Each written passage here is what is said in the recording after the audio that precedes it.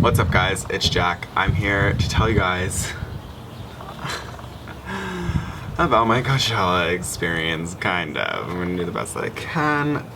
Claudia's literally doing an audition upstairs, so this is me after Coachella. I just went to Coachella. I'm ready. Yeah, are you ready? What's up guys, it's Jack, and today I am here in a state of confusion and sadness because Coachella 2016 is over. Yeah. And I don't know what to do with the rest of my life, literally. It's Wednesday and I can still hear the EDM from the Sahara tent in my ears when I'm in complete silence. So I'm not really sure what's still going on, but I figured that this week I would make a video about it. My Coachella crew, also known as the All-Stars, self-titled, consisting of Miss Lauren Elizabeth, Miss Rebecca Black, and Mr. Drew McDonald. We were the dream team. We worked so well together. I cannot stress it enough that one of the most important parts of going to a festival is your crew. You have to have a very well-designed group of people. You have to hold auditions. All of the things that were leading up to Coachella definitely stressed me out a lot. Oh, and yeah, getting 3 hours of sleep the night before we left was obviously great. Thankfully, our all-star crew actually held a fashion show once we checked into our hotel room, which turned out to reward me with probably the best outfits that I've ever picked out for Coachella. Anyway, so we get ready, we go to Coachella, we Uber. It takes like an hour to literally even get to the field, and then probably another hour or two to even get into the festival because they are on lockdown all the time. It's kind of a lot, but it's for the safety, and I actually do appreciate it because, you know, this world is scary, so I did appreciate the security. Friday was the first day. It was very, very chill and very relaxing for us because we had to treat it that way if we wanted to survive the next 2 days. Considering we did wake up at 7 a.m. that morning, we were really taking it slow because, you know, the All-Stars just always know what they're doing, and we just knew from the start that we had to go in steady so we could make it out alive, and here I am, we did.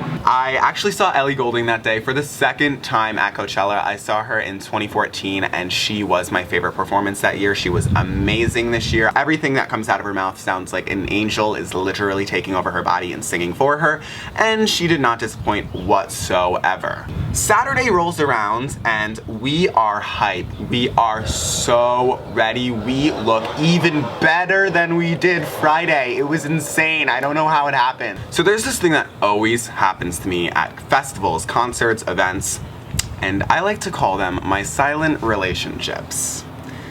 Basically, I think this happens to a lot of people, whatever the setting may be. Standing in a really large crowd of people, I have wandering eyes like crazy. I always am looking around, I'm always checking everyone out, I'm looking at outfits, I'm looking at how everyone's dancing, I'm looking at the boys, you know. I'm developing silent relationships with my surroundings.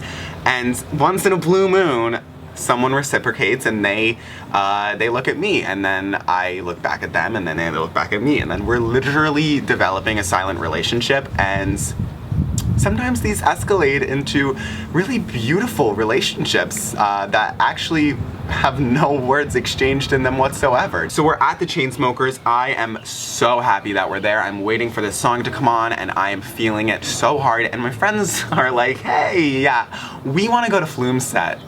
We're gonna go to Flume's set. And I was like, no. I waited all weekend to hear this one goddamn song. I'm gonna hear this song. No. They went to the set. They left me. They left me at the Chainsmokers and they went to go see Flume without me. Not only did they perform Don't Let Me Down 5 minutes after everyone left me there, but Daya came out and it was the most incredible experience, guys.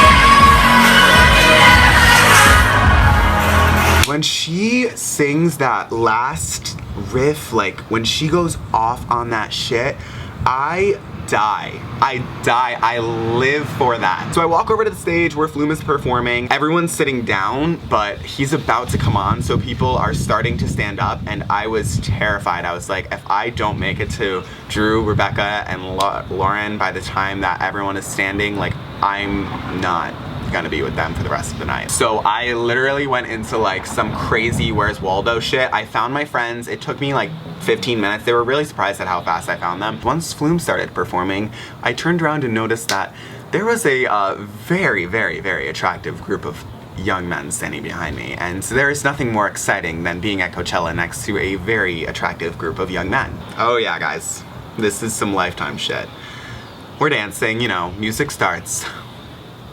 Blonde boy with the long hair. Ooh, taps me on the shoulder. Ooh, can I have a sip of your water? I'm like, oh, fuck yeah, you can. Not only did he ask me for a sip of my water, he asked if he could hold on to my water.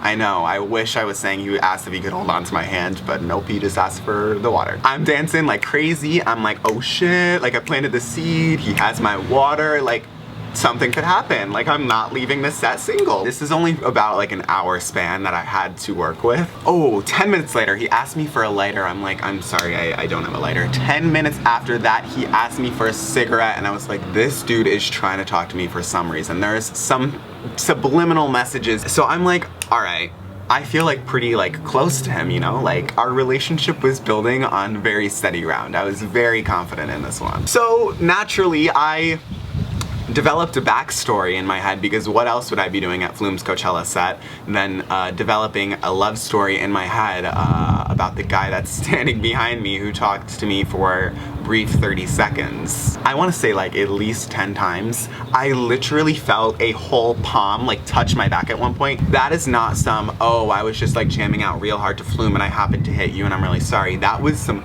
gracing of my back. Guys, I'm literally fucking insane, just to let you know. I decided that I would tune out the Flume set that I was at dancing to, and instead relocate my listening skills and start listening to the conversation of him and his friends behind me, and I kid you not, I thought I heard his friends say shit about me, like, yo, go do it, like, go talk to him, he's cool, like, whatever, he's right in front of you, just like touch him.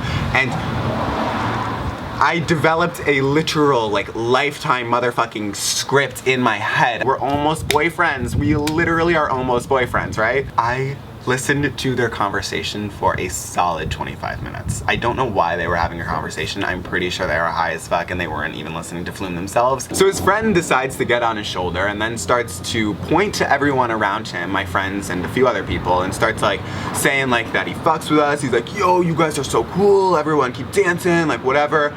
A legitimate quoted line that comes out of his mouth. Yo, you guys are straight as fuck. I was just standing with my face facing the stage like, no. I don't know why he said that, and I know for a fact that he meant it in a way like, yo, you guys are cool as fuck, but the fact that he literally said, yo, you're straight as fuck, to me, while I was developing a legitimate fucking script that this boy was auditioning for in my head, like, I broke up with him. I literally, that was the end. I broke up with him. There was no love. There was no story. I left. I dumped his ass. I dumped his ass so bad. There wasn't even a boy. You wish you could get a piece of this, like, you'll never have this again. There, he was there, but he didn't know he was there. My Coachella boyfriend cheated on me. My Coachella boyfriend cheated on me. He didn't know he had the part. He didn't even know he had auditioned. He didn't even know he was getting the call back. All right, well, I'm just a little insane, guys. That's just what I like to do when I'm in large capacity of people. I like to develop silent relationships with people that I have no idea that they're involved. I hope that you guys enjoyed listening to my Coachella love story. If you haven't seen any of my pictures, you really should go check out my Instagram because I've never seen my feed look this good. And subscribe to my channel because I make new videos every single week. And if you want to see what happens in my crazy life next week, then just subscribe right down below. That's about it. So if you guys enjoyed this video, make sure to give it a thumbs up. Thank you guys so much for watching. I love you all, and I will see you guys next week.